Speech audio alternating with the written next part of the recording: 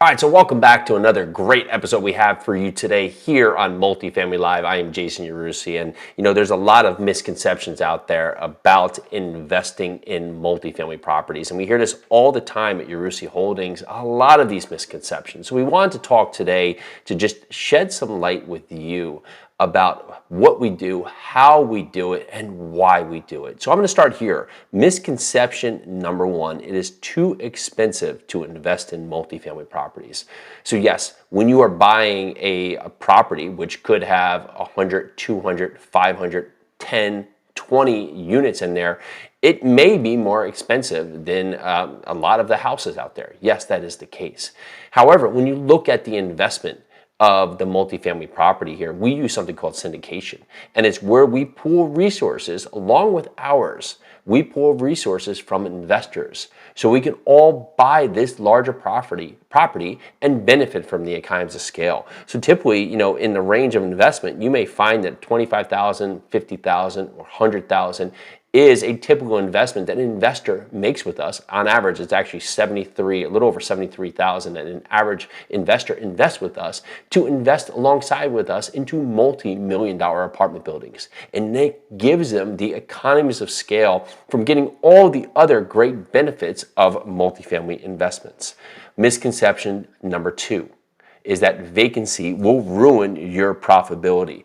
Understandably, yes, there is vacancy as people move in and move out of anything in life, of communities. However, when you have a single family house, you're either 100% occupied or you're 100% vacant. There is no in between. Multifamily properties, you can have, say you have a 100-unit property, say you have 2, 3, 4 vacant units, you're still well over 90% occupied.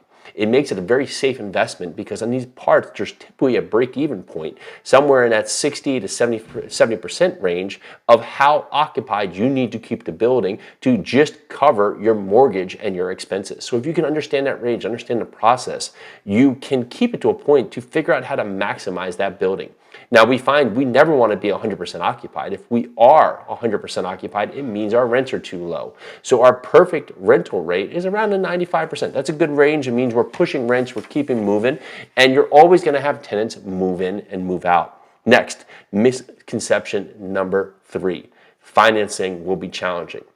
Well, lo and behold, it's actually easier to get financing for multifamily property than it is for your single family residence, because that investment, right? If you're buying your own house, the financing is all based on you. It's all based on you. It's all based on the cash flows you can constrain. Can you afford this mortgage? Now, on the other side of it here, a multifamily property, if you have 100 units, well, you have 100 different ways that could pay down your mortgage called your tenants, right? So bankers love this because the leverage, the availability, right? The possibility for the mortgage getting paid down is much, much greater than if it is a single family house. And that's why when you saw even in the 2007, 2008 range, the lowest default range was in multifamily properties because there were so many different tenants here that were even pushing more to rentals because there wasn't the availability for home ownership, making it a most viable option where that mortgage was going to get paid on that multifamily property. So bankers, you can get great rates, great loans, great everything because they understand that the economies of scale, the sustainability, consistency with large multifamily properties give them the best ability for that loan to succeed and be, of course, paid. Now, next, of course, going out here, last but not least, well, number four, the property will be too expensive to maintain. Actually, when you have a large business here, it actually becomes cheaper.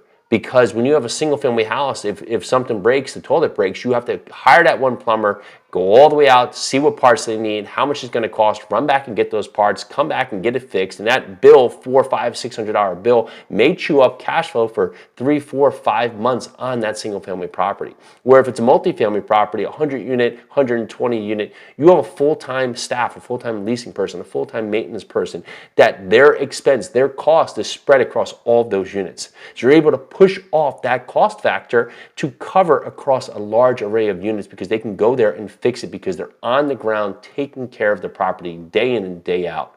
So again, multifamily properties have a ton of upside, a ton of opportunity, and a ton of reasons why you need to get started today investing in multifamily properties. So again, If you like what you hear, go down there, hit that like and subscribe button.